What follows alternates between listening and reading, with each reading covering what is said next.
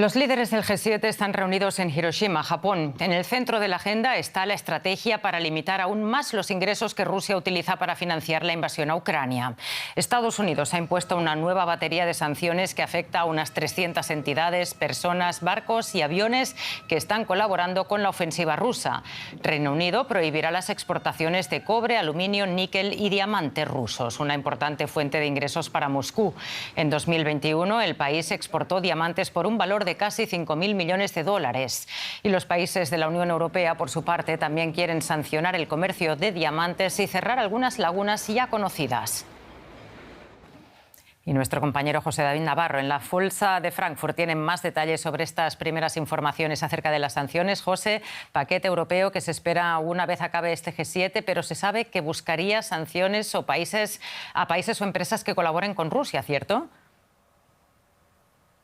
Así es. Hola, ¿qué tal, Rosa? Ese nuevo paquete incluiría un nuevo mecanismo que no se ha utilizado hasta ahora y que prevé restringir el comercio con aquellos países terceros que no controlen suficiente o estén ayudando a exportar a Rusia productos, bienes que en la Unión Europea están sancionados. En los últimos días, de hecho, se han ido conociendo nuevas informaciones de cómo, por ejemplo, las importaciones en países como Kazajistán, Kirguistán, se han multiplicado y se teme que ese nuevo flujo comercial sea de productos que acaben en Rusia por la porosidad de las fronteras o bien porque estos países y otros tienen acuerdos comerciales con la propia Rusia. En la práctica, Rosa, el problema va a ser cómo evitar conflictos comerciales con, por ejemplo, países como Turquía, India o la misma China. De hecho, Alemania habría, al parecer en el borrador de las nuevas sanciones, pedido que se endureciese el mecanismo para hacer uso de estas limitaciones de restricciones a países terceros por miedo a las repercusiones comerciales que esto pudiese tener. José, el G7 en conjunto quiere coordinarse para limitar más aún las fuentes de financiación de Rusia, por ejemplo, reduciendo la capacidad del país de vender diamantes. ¿Cómo se llevaría esto a cabo? Pues se cree, Rosa, que se instalaría un sistema, la tecnología avanzada, esa sí no la conocemos, pero se habla de un sistema de registro detallado del lugar de extracción de los diamantes, donde se han pulido, incluso donde estas piedras preciosas se han modificado. Un sistema que al parecer sería o seguiría la estela del que se utiliza con los diamantes de sangre procedentes de África. Aquí en Europa, la importación o el comercio de diamantes rusos ha caído un 80%, pero aún así hay que recordar la Unión Europea no ha aplicado sanciones en este campo contra Rusia. Uno de los obstáculos es Bélgica, uno de los mayores importadores de diamantes de Rusia, junto con Emiratos y también como India. Ahora se ha anunciado, como adelantabais en el G7, medidas más restrictivas contra los diamantes. Los detalles todavía no lo conocemos, se van a ir trabajando estos próximos días. Exacto, y estaremos a la espera del documento final. Muchísimas gracias, José, por esta conexión. Un saludo y buen fin de semana. Gracias. Bueno, y a todo esto, el fabricante de automóviles alemán Volkswagen afirma que completó la venta de sus activos rusos al grupo local de concesionarios Avilon. La operación es parte de su salida de Rusia tras la invasión de Ucrania. La venta incluye la planta insignia de Kaluga. La fábrica al suroeste de Moscú emplea a 4.000 personas y tiene capacidad para fabricar 225.000 vehículos al año. El mayor fabricante automotor europeo siguió los pasos de la japonesa Nissan y la francesa Renault, que vendieron sus activos rusos a Moscú el año pasado.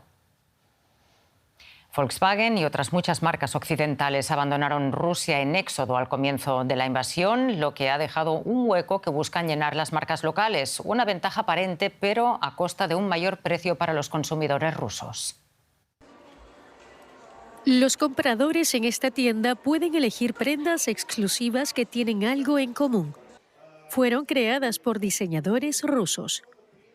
Este nuevo negocio en San Petersburgo está tratando de llenar el vacío que dejaron las marcas internacionales. Se fueron de Rusia en un éxodo masivo tras la invasión de Ucrania hace un año. Alrededor de un 30% del espacio en los centros comerciales está vacío. Las marcas occidentales se fueron de una u otra forma, no solo las occidentales, también las orientales.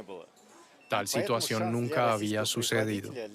Por lo tanto, hay una oportunidad para los fabricantes rusos, para la marca rusa, antes de que lleguen las marcas turcas y chinas. Pero lo que es una oportunidad para algunos emprendedores es un dolor de cabeza para otros que tienen que hacer negocios en medio de sanciones. En este momento hay muy pocas telas en el mercado ruso que puedan usarse para hacer ropa bonita y decente, porque los flujos que venían de Europa están prácticamente detenidos. Solíamos trabajar con telas italianas, comprar en tiendas de Moscú. Ahora se ha vuelto difícil, así que hay que buscar otras fuentes. De regreso en Eslava, los vendedores aseguran que los 120 diseñadores que manejan dependen del alquiler de pequeñas instalaciones de producción locales y no de grandes fábricas en China o Vietnam. La incapacidad de producir prendas en masa aumenta los costos. La calidad puede ser mayor, pero también el precio. Y Rusia se ve obligada a buscar a otros aliados. Moscú aumentará su presencia financiera y empresarial en Cuba con facilidades por parte de la isla que van desde la exención de aranceles, concesiones de tierras durante 30 años y hasta la vinculación de sus sistemas bancarios. Estos compromisos se hicieron públicos el viernes en La Habana tras la clausura del Foro Económico Empresarial Bilateral en el que participaron más de 150 representantes del sector privado de ambos países. Se espera que el capital ruso en la isla esté presente en varios sectores estratégicos como el transporte, el azúcar o el turismo. Bueno, y parte de las conversaciones de la cumbre del G7 en Japón se centrarán también en encontrar una postura común para oponerse a lo que denominan coerción económica por parte de China. Se trata de la acusación de que Pekín toma represalias económicas cuando otros gobiernos o empresas hacen algo que no le gusta, por ejemplo, mantener vínculos con Taiwán. Este punto en la agenda del G7 ha desatado la ira de China. China nunca ha recurrido a la coerción ni a la intimidación. Siempre se ha opuesto a la hegemonía, el unilateralismo y la diplomacia coercitiva. Instamos al G7 a que se amolde a las tendencias actuales, que es la apertura y la inclusión, y se abstenga de ejercer la diplomacia coercitiva y en grupos cerrados y exclusivos. Vamos a otro asunto. Horas después de un abandono de negociaciones que ha dejado en negativo a las bolsas de Estados Unidos, representantes del Partido Republicano y la Casa Blanca han decidido retomar el diálogo para llegar a una solución sobre el techo de la deuda. Las conversaciones se reanudaron en el Capitolio a última hora de este viernes con el objetivo de evitar el impago de la economía más grande del mundo. El presidente Joe Biden y los demócratas exigen aumentar el gasto público, pero no aceptan los fuertes recortes presupuestarios que la oposición republicana en el Congreso pone como condición. La situación se produce mientras Biden se encuentra en Japón asistiendo a la cumbre del G7. Estados Unidos alcanzó el límite de endeudamiento actual de 31,4 billones de dólares en enero y, según el Departamento del Tesoro, las reservas del gobierno se agotarán en 2 semanas. Vamos a Nueva York en busca de las últimas informaciones sobre este asunto que mantiene en vilo a los mercados. Ana Nieto, me imagino que el ambiente de las negociaciones debe ser de máxima tensión. ¿Se sabe si hay acercamiento de posturas? Acercamiento no se sabe todavía, es muy pronto. Lo que ha vuelto es la voluntad negociadora y es una voluntad que es necesaria porque en 12 días Estados Unidos puede llegar al impago de sus obligaciones financieras. Los republicanos se levantaron el viernes al mediodía de la mesa de negociación cuando, a propuesta republicana de recortar el gasto para equilibrar el déficit, la Casa Blanca contraatacó diciendo que quería subir los impuestos. El presidente Joe Biden ha dicho que quiere subir los impuestos a empresas y a hogares más acaudalados. Hay que recordar que en los últimos 23 años ha habido 2 grandes reducciones de impuestos, con George Bush y con Donald Trump presidente. En este último caso se añadieron 1,7 billones con B al déficit, una de las grandes razones por las que es necesaria más deuda. Los negociadores también están además muy presionados por una división muy ajustada en el Congreso que finalmente es quien tiene que aprobar el acuerdo que ahora estén negociando. Los conservadores no quieren mover ni una sola línea de sus demandas y Trump está animándoles a ello. Dice que o lo quieren todo o no tienen la posibilidad de evitar el default. Por otro lado, los demócratas más a la izquierda del partido están cada vez más molestos con la negociación que quiere recortar el gasto público, sobre todo para los más vulnerables. Bueno, Ana, ¿ya hay alguna alternativa a un acuerdo para que se suba el techo de la deuda? Hay alternativas, pero son muy exóticas, no están probadas y se duda incluso de su efectividad. Una de ellas es que la secretaria del Tesoro pida que se acuñe una moneda de platino a la que se le va a dar el valor que se quiera, por ejemplo, $1 billón. Esa moneda de platino se depositaría en una cuenta en la Reserva Federal y de ahí se harían los pagos que necesite el Estado cuando los necesite. Es legal, es una posibilidad legal, es la consecuencia no intencionada de una ley de 1997 que permite acuñar monedas para coleccionistas.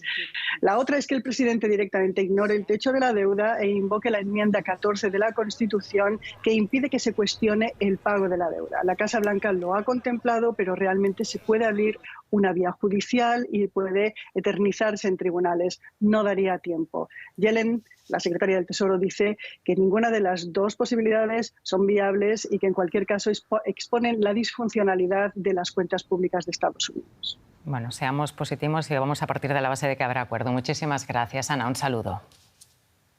Gracias.